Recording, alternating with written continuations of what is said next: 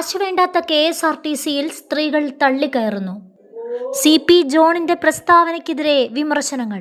കാശ് വേണ്ടാത്ത KSRTC ബസ്സിൽ സ്ത്രീകൾ തള്ളിക്കയറുന്നുവെന്നും കേരളത്തിലെ ജനങ്ങളുടെ പെരുമാറ്റം തന്നെ അതിശയിപ്പിക്കുന്നുവെന്നും ഗതാഗത മന്ത്രി CP ജോൺ.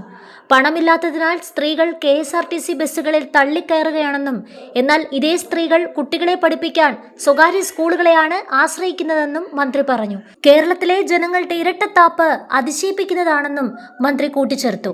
നിരക്ക് കുറഞ്ഞ KSRTC ബസ്സുകൾ കണ്ടാൽ തള്ളിക്കയറാൻ കാണിക്കുന്ന ആവേശം മറ്റു മേഖലകളിൽ കാണിക്കുന്നില്ല എന്നും രോഗം വന്നാൽ സ്വകാര്യ ആശുപത്രികളിലെ ഭാരിച്ച ചെലവ് പേടിച്ചാണ് സർക്കാർ ആശുപത്രികളെ ആശ്രയിക്കുന്നതെന്നും അദ്ദേഹം ആരോപിച്ചു.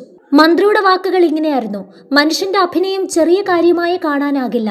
പാവപ്പെട്ടവനായി പണക്കാരനും പണക്കാരനായി പാവപ്പെട്ടവനും അഭിനയിക്കുന്ന കാഴ്ചയാണുള്ളത്.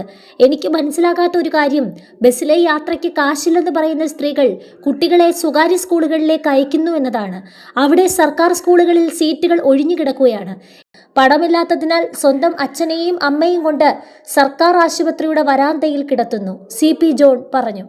Palakkad Kerala bus transport association സംസ്ഥാന സമ്മേളനത്തിലായിരുന്നു മന്ത്രി CP ജോണിന്റെ പ്രസ്താവന. ഈ പ്രസ്താവനയാണ് ഇപ്പോൾ വിവാദമായിരിക്കുന്നത്. എന്നാൽ പ്രിയദർശിനി ബസ്സിലെ യാത്രക്കാരെ താൻ അധിക്ഷേപിച്ചിട്ടില്ലെന്നും ഉന്നയിച്ചത് സ്വയം വിമർശനവും സംസ്ഥാനത്തെ ദാരിദ്ര്യത്തെക്കുറിച്ചുള്ള യാഥാർത്ഥ്യവുമാണെന്ന് ഗതാഗത മന്ത്രി പറഞ്ഞു. താൻ ആരെയും ഒരു വിധത്തിലും അധിക്ഷേപിച്ചിട്ടില്ല, ദാരിദ്ര്യം അഭിനയിക്കുന്നു എന്ന് പറഞ്ഞിട്ടില്ല. ബസ് കാശ് പോലും കൊടുക്കാനില്ലാത്ത ലക്ഷക്കണക്കിന് ആളുകൾ കേരളത്തിലുണ്ടെന്ന യാഥാർത്ഥ്യത്തിലേക്കാണ് താൻ വിരൽ ചൂണ്ടിയതെന്നും CP ജോൺ പറഞ്ഞു.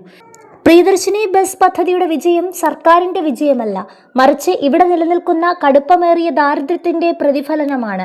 ദാരിദ്ര്യം പൂർണ്ണമായും എടുത്തു കളഞ്ഞു എന്നാണ് കഴിഞ്ഞ സർക്കാർ അവകാശപ്പെട്ടത്. എന്നാൽ ബസ് കൂലി പോലും നൽകാൻ പണമില്ലാതെ ദാരിദ്ര്യ ദുഃഖം അനുഭവിക്കുന്നവരാണ് ഈ ബസ്സുകളിൽ യാത്ര ചെയ്യുന്നത്. അവരെ സഹായിക്കാൻ കഴിഞ്ഞതിൽ അഭിമാനമുണ്ട്. സമാനമായി നിർബന്ധിത സാഹചര്യങ്ങൾ മൂലമാണ് ജനങ്ങൾ സർക്കാർ ആശുപത്രികളെ ആശ്രയിക്കുന്നത്. കയ്യിൽ പണമില്ലാത്തതിനാലാണ് ഇത്തരക്കാർക്ക് സർക്കാർ ആശുപത്രികളുടെ വരാന്തയിൽ കിടക്കേണ്ടി വരുന്നത്.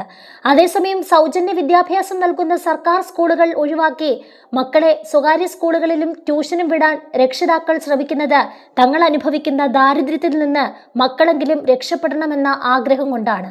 അതുകൊണ്ട് പൊതുവിദ്യാഭ്യാസം, പൊതുജനാരോഗ്യം, പൊതുഗതാഗതം എന്നീ 3 മേഖലകൾക്കും പ്രാധാന്യം നൽകേണ്ടതുണ്ട് എന്നാണ് പറഞ്ഞത്, CP ജോൺ പറഞ്ഞു.